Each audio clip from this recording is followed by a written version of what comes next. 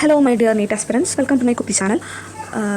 നമ്മളെല്ലാവരും അല്ല, നമ്മൾ ചിലരെങ്കിലും ആ കൂടെ ഡൗൺ ആയിട്ട് എടുക്കുന്ന ടൈമായിരിക്കും.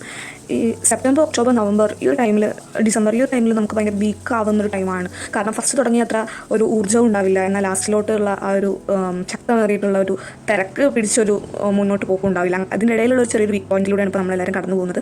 സോ ഈ ടൈമിൽ നമ്മളെല്ലാവരും നന്നായിട്ട് പിടിച്ചു നിൽക്കാൻ ശ്രമിക്കുക, നന്നായിട്ട് കണ്ടിന്യൂഷനോട് കൂടി തന്നെ പഠിക്കാൻ ശ്രമിക്കുക. സോ ഇന്ന് ഞാൻ തെർമോഡൈനാമിക്സ് പഠിക്കാൻ വിചാരിച്ചു. ഞാൻ ആകെ കൂടെ എൻ്റെ പ്ലാനൊക്കെ ആകെ കൂടെ മാറി കുളമായിട്ട് കിടക്കുമായിരുന്നു. സോ കുളം എന്ന് വെച്ചാൽ എൻ്റെ അതേ ഒരു സ്ട്രിക്റ്റ് ആയിട്ടുള്ള ഒരു ഷെഡ്യൂളിലൂടെ എനിക്ക് പോകാൻ പറ്റിയിട്ടുണ്ടായിരുന്നില്ല. കുറച്ച് ദിവസമായിട്ട് ഞാൻ മെൻ്റലി ഭയങ്കര ഡൗൺ ആയി പോയി. അതുകൊണ്ട് എനിക്ക് കുറച്ച് സ്ട്രെസ്സൊക്കെ കൂടി. അതുകൊണ്ട് ഞാൻ ഒന്നുകൂടെ റീസ്റ്റാർട്ട്, ലെറ്റ്സ് ഡു ഇറ്റ് എന്നുള്ള മൈൻഡിൽ വീണ്ടും ഒന്നുകൂടെ സ്റ്റാർട്ട് ചെയ്യാൻ പോവുകയാണ്. സോ ആദ്യം തന്നെ എഴുന്നേറ്റപ്പോൾ ടു ഡു ലിസ്റ്റാണ് തയ്യാറാക്കിയത്.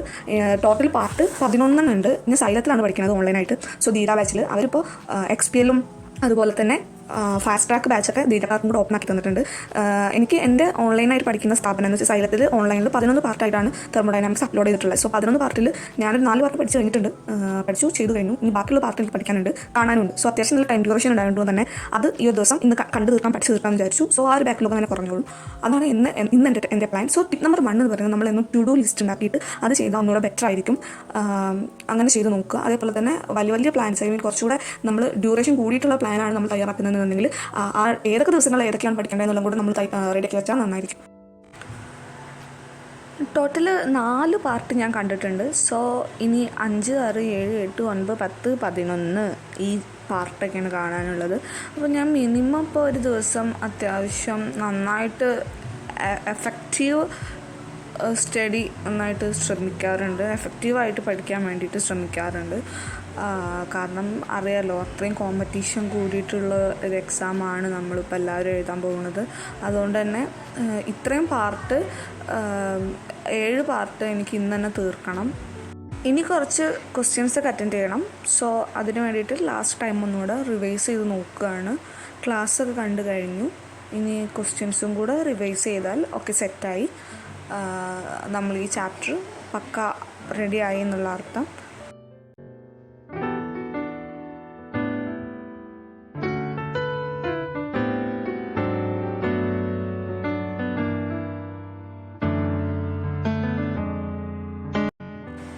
ടു ഡു ലിസ്റ്റിൽ ചെയ്തു തീർക്കാനുള്ളതൊക്കെ ചെയ്തു തീർത്തപ്പോൾ ഓരോന്നും ഇങ്ങനെ ക്യാൻസൽ ചെയ്യുമ്പോൾ കിട്ടുന്ന, എന്ന് വെച്ചാൽ ടിക്ക് ചെയ്ത് കളയുമ്പോൾ കിട്ടുന്നൊരു സമാധാനം, ഇറ്റ്സ് അമേസിങ്. പറഞ്ഞതുപോലെ തന്നെ ഒരു ചെറിയൊരു എക്സാം അറ്റൻഡ് ചെയ്തിട്ടുണ്ടായിരുന്നു ഞാൻ മൈസെൽഫ്. സോ അതിൽ 3 തെറ്റി. 30 മാർക്കിലാണ് ഞാൻ എക്സാം ചെയ്ത് നോക്കിയത്. അതിൽ 3 തെറ്റി. But it's okay, it's great work. ഞാൻ സാറ്റിസ്ഫൈഡ് ആണ്. ആ 3 ക്വസ്റ്റ്യൻസ് ഇനി എങ്ങനെയാണ് തെറ്റിയത്, എന്തൊക്കെയാണ് റീസൺസ്, ആ തെറ്റി ക്വസ്റ്റ്യൻസ് മാറ്റി എഴുതും കൂടെ ചെയ്യും. എൻ്റെ അടുത്തുണ്ടായിരുന്ന ചെറിയൊരു മിഠായി, ടോക്കൺ ഓഫ് എന്താ പറയുക, അപ്രിസിയേഷൻ എന്ന പോലെ ഞാൻ എടുത്ത് കഴിച്ചു. അതിനുശേഷം ഞാൻ ഇതിനിടയ്ക്ക് ഫുഡൊക്കെ കഴിച്ചിട്ടുണ്ടായിരുന്നു കേട്ടോ, രാവിലെ ഉച്ചയ്ക്ക്. അതൊന്നും ഞാൻ വീഡിയോയിൽ എടുത്തിട്ടുണ്ടായിരുന്നില്ല. ഇപ്പോൾ സമയം 10:58 ആയിട്ടുണ്ട്. 10:58. ഇനി ബാക്കി ബയോളജിയും കൂടെ വായിക്കണം. സോ ബയോളജി വായിക്കാൻ തുടങ്ങുകയാണ്.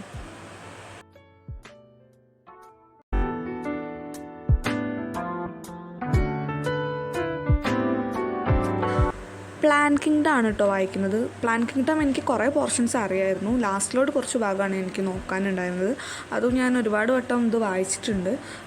സോ എനിക്ക് ചെറിയ ഭാഗങ്ങൾ മാത്രം ഒന്ന് കറക്റ്റായിട്ട് ഒന്ന് ഫോഴ്സ് ചെയ്ത് വായിക്കാനുണ്ടായിരുന്നു. അതാണ് ഞാൻ സ്പീഡിൽ ഇങ്ങനെ കവർ ചെയ്ത് പോകുന്നത്.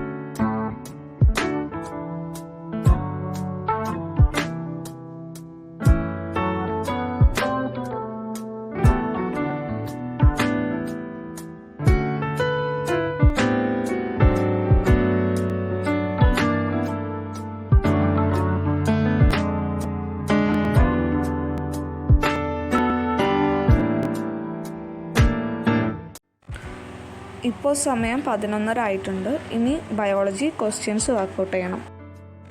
സൈലത്തിൻ്റെ തന്നെ DPPയിൽ ബാക്കി ക്വസ്റ്റ്യൻസ് ആൻഡ് ആൻസേഴ്സ് വർക്കൗട്ട് ചെയ്യാമെന്ന് വിചാരിച്ചു. അങ്ങനെ ഞാൻ വർക്കൗട്ട് ചെയ്ത് കഴിഞ്ഞു കേട്ടോ. അതിന് ശേഷം നിങ്ങൾക്ക് വേണ്ടിയിട്ട് DPP ജസ്റ്റ് ഒന്ന് കാണിച്ചു തരികയാണ്. വർക്കൗട്ട് ചെയ്തിട്ടുണ്ടായിരുന്നു കുറേ ക്വസ്റ്റ്യൻസ്. ഇപ്പോൾ ഏകദേശം സമയം രാത്രി 12:30 ആയിട്ടുണ്ട്. ഇനി ഉറങ്ങാനുള്ള തയ്യാറെടുപ്പാണ്. സോ ഇന്നത്തെ പഠിത്തം അത്രയേ ഉള്ളൂ. ഇന്ന് ഇത്രയും പഠിച്ചു. ഇനി കറക്റ്റ് ഹവർ ഉറക്കെടുത്തതിന് ശേഷം രാവിലെ എണീച്ചിട്ട് എഗെയിൻ നമുക്ക് വീണ്ടും സ്റ്റാർട്ട് ചെയ്യാം. So bye.